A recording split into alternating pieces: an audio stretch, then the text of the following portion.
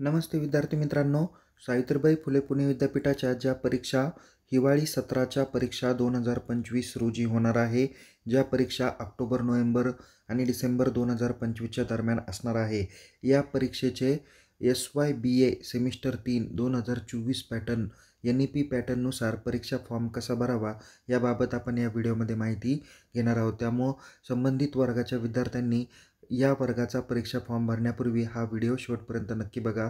Form कसा भरावा, invert कसा करावा, ऑनलाईन फी कशा पद्धतीने पेमेंट करावी या सर्व संदर्भात सर्व माहिती देणार आहे। विषय कोणते निवडायचे आहे, वहीचा विषय कसा निवडायचा आणि पुढची प्रोसेस काय करायची या सर्व संदर्भात आपण या व्हिडिओमध्ये माहिती देणार आहोत। त्यामुळे काळजीपूर्वक हा व्हिडिओ बघा। आवडल्यास या व्हिडिओला लाईक करा, शेअर करा। अद्याप जर का आपल्या यूट्यूब चॅनलला सबस्क्राईब केलं नसेल तर त्वरित सबस्क्राईब करा आणि टेलिग्राम चॅनलमध्ये सहभागी व्हा।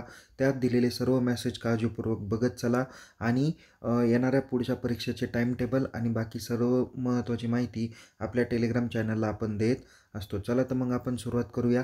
SYBA सेमिस्टर 3 2024 क्रेडिट पॅटर्नचा परीक्षा फॉर्म कसा भरावा। विद्यार्थी मित्रांनो, फॉर्म भरण्यासाठी तुम्ही सावित्रीबाई फुले पुणे विद्यापीठाच्या ऑफिशियल होम पेजला जा। तिथे एक्झाम सेक्शन दिसेल, या एक्झाम सेक्शनला क्लिक करा। थोडंसं खालती स्क्रोल केल्यानंतर इथे तुम्हाला स्टुडंट सेक्शनमध्ये 4 नंबरला एक्झाम फॉर्म ऑनलाईन दिसेल, त्या बटनावर क्लिक करा। त्यानंतर इथे 1 ते 8 पद्धतीच्या लिंक तुम्हाला दिसतील, कोणत्याही एखाद्या लिंकवर तुम्ही क्लिक करू शकता। क्लिक करण्यापूर्वी यानंतर इथे एक्झाम फॉर्मच्या डेट्स तुम्हाला दिसणार आहे।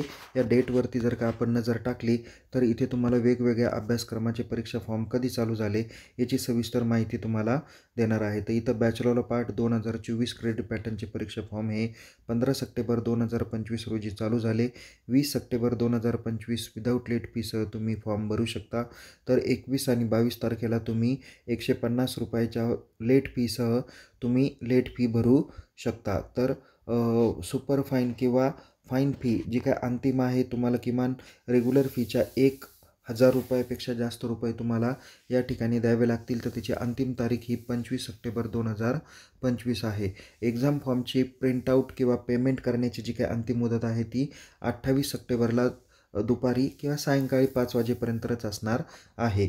यामुळं या डेट काळजीपूर्वक तुम्ही लक्षात घ्या। थोडंसं बॅक साईडला या, इथे प्रोसीड टू लॉग इन बटनावर क्लिक करा। त्यानंतर थोडंसं अजून स्क्रोल केल्यानंतर इथे तुम्हाला स्टुडंटमध्ये क्रिएट अकाउंट आणि लॉग इन बटन दिसेल, तर यामध्ये तुम्ही लॉग इन बटनावर क्लिक करू शकता। कारण ऑलरेडी तुम्हाला फर्स्ट इयरला असताना तुमच्याकडे SPPUचं अकाउंट होतं, त्यामुळं तुम्हाला या ठिकाणी नव्याने अकाउंट ओपन करण्याची गरज नाही। जुन्या अकाउंटवरून तुम्ही तुमचा परीक्षा फॉर्म भरू शकता। सो या ठिकाणी आपल्याला काय करायचं आहे, लॉग इन बटनावर क्लिक करायचं आहे। लॉग इन बटनावर क्लिक केल्यानंतर तिथे तुम्हाला मेल ID किंवा मोबाईल नंबर असे ऑप्शन दिसतील।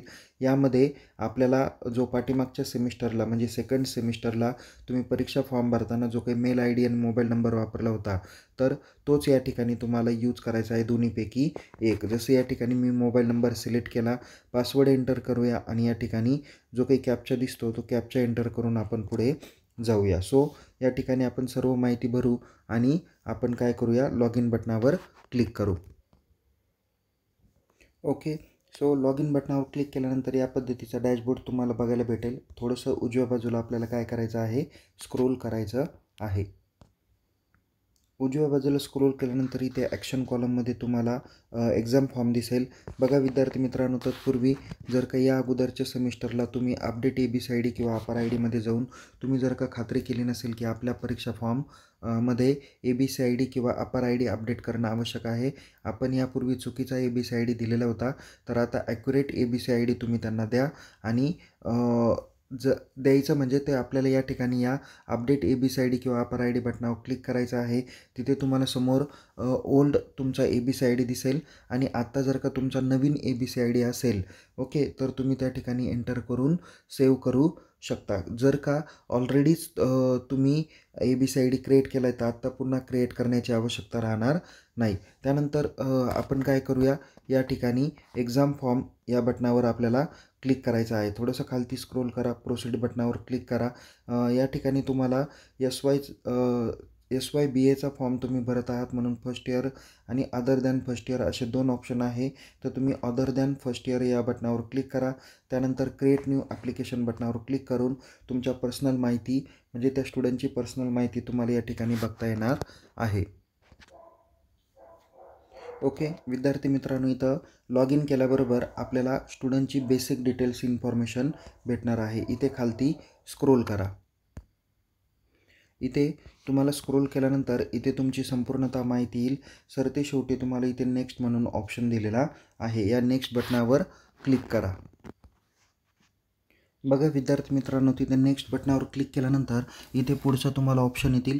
Select 1 major and 1 minor specialization subject. तर इथे तुम्हाला फर्स्ट इयरला जे काही 3 सब्जेक्ट तुम्ही घेतलेले होते, जसं की या ठिकाणी या विद्यार्थ्यांनी इकॉनॉमिक्स, मराठी आणि जॉग्रफी असे 3 विषय त्यांनी फर्स्ट इयरला असताना घेतलेले आहेत. तर यामध्ये त्याला एक विषय मेजर आणि एक विषय मायनर घ्यायचा आहे. तो कोणता घ्यायचा हे ज्या त्या विद्यार्थ्यांनी ठरवायचं आहे. आपल्या महाविद्यालयाला तुम्ही याच्यामध्ये विचारणा करू शकता. आमच्याकडचा जो काही विद्यार्थी आहे किंवा आमच्या महाविद्यालयातील विद्यार्थी, त्याला आम्ही इकॉनॉमिक्स हा विषय मेजर दिलेला आहे, तर मराठी विषय त्याला मायनर देण्यात आलेला आहे. सो या ठिकाणी मेजर आणि मायनर अशा दोन्ही पद्धतीतले काय करा, सिलेक्ट करा. पण या ठिकाणी जो विषय तुम्हाला मेजरला घ्यायचा आहे तर त्याच्या चौकोन बॉक्समध्ये 1 नंबरला तुमची टिक असली पाहिजे किंवा सगळ्यांच्या अगोदर आपण ज्या ऑप्शनला टिक करू ते option as a major subject म्हणून कन्सिडर होणार आहे, तर दुसरा सब्जेक्ट मायनर म्हणून कन्सिडर होईल. इथं जॉग्रफी पण दिलेला आहे, पण या स्टुडंटला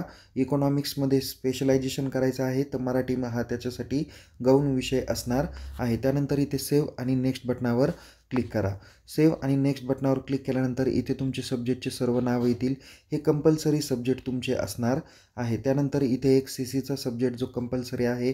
त्यानंतर इथे ऑप्शनल सब्जेक्ट आहे.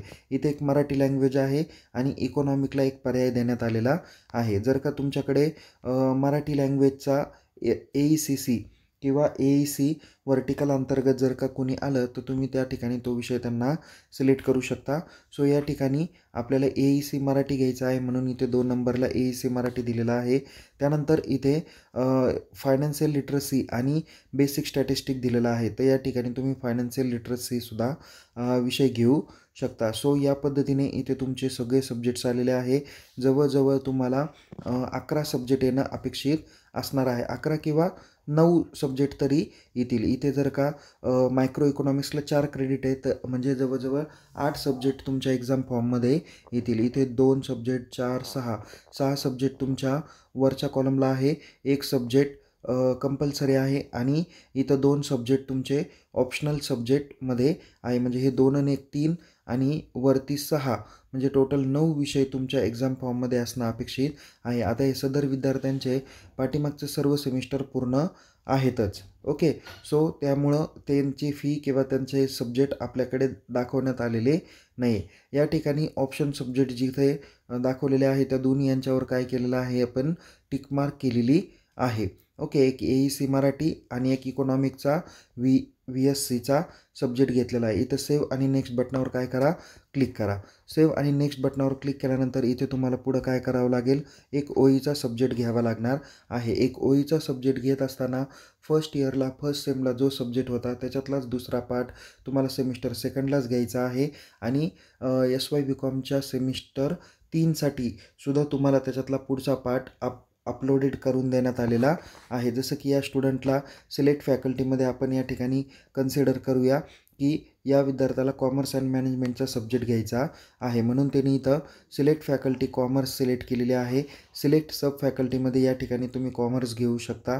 त्यानंतर इथे तुम्हाला बाकीच्या कोर्सेस विचारलेले आहे. जसं की इथे हा स्टुडंट BA 2024 BA 2000 आपल्याला या ठिकाणी काय करायचं आहे, OEचा सब्जेक्ट SYBAच्या विद्यार्थ्यांना देण्यासाठी इथं BCOMच्या माध्यमातून आपण OE देत आहोत, म्हणून या ठिकाणी OEचा आपण BCOM म्हणून सब्जेक्ट सिलेक्ट केलेला आहे. त्यानंतर ओपन इलेक्टिव्हमध्ये या ठिकाणी त्या विद्यार्थ्याला पाठीमागच्या सेमिस्टरला जर का मार्केटिंग हा सब्जेक्ट होता तर या ठिकाणी सुद्धा त्यांना मार्केटिंग नावाचा सब्जेक्ट घ्यावा लागणार आहे. जसं की तो या ठिकाणी दाखवलेला आहे, retail trends in marketing 3. Okay, so या बटनावर आपण क्लिक करायचं आहे.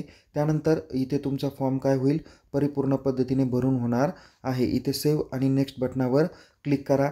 या ठिकाणी तुम्हाला प्रोजेक्ट रिपोर्ट जो काही आहे त्याची पण 410 रुपये फी आलेली आहे। एकूण फी तुमची 1320 पर्यंत दाखवलेली आहे। इथं प्रिव्ह्यू किंवा कॅन्सल बटनाच्या खालती इथे चौकोन बॉक्स दिलेला आहे, त्या बॉक्सवर काय करा, क्लिक करा। क्लिक केल्यानंतर इथे confirm and go to dashboard या नावाचा बोर्ड तुम्हाला या ठिकाणी बघायला भेटेल। तर या ठिकाणी तुम्हाला त्याचा ॲप्लिकेशन नंबर किंवा ID या ठिकाणी बघायला भेटेल, कोर्स नेम बघायला भेटेल। ॲप्लिकेशन स्टेटस आत्ता कंप्लीट आहे, त्याच्यानंतर इनवर्डेड स्टेटस पेंडिंग कॉलेज लेवलला आहे, त्यानंतरच तुमचं चलन हे पेड होणार आहे, तत्पूर्वी आता अनपेड असणार आहे। तर प्रिंट प्रिव्ह्यू या बटनावर क्लिक करून तुम्हाला काय करायचं आहे, या प्रिंट प्रिव्ह्यूची प्रिंट घेऊन तुमचे सब्जेक्ट टीचर क्लास टीचरकडे जायचं आहे। ते फॉर्म चेक करतील, विषय चेक करतील, बरोबर आहे का नाही त्याची खात्री करतील आणि खात्री पटल्यानंतर आपण ऑफिसमध्ये बाकीचा क्लिअरन्स करून तुम्ही तो फॉर्म जमा करू शकता। सो या पद्धतीने तुम्हाला ऑनलाईन पद्धतीने फॉर्म भरायचा आहे आणि त्याच्या संदर्भात आपल्याला पुढचे कामं पण करायचे आहे। तर विद्यार्थी मित्रांनो, यामध्ये आपल्याला SYBA सेमिस्टर 3चा NEP पद्धती पॅटर्न पद्धतीने परीक्षा फॉर्म कसा भरावायचा याबाबत आपण माहिती घेतलेली आहे।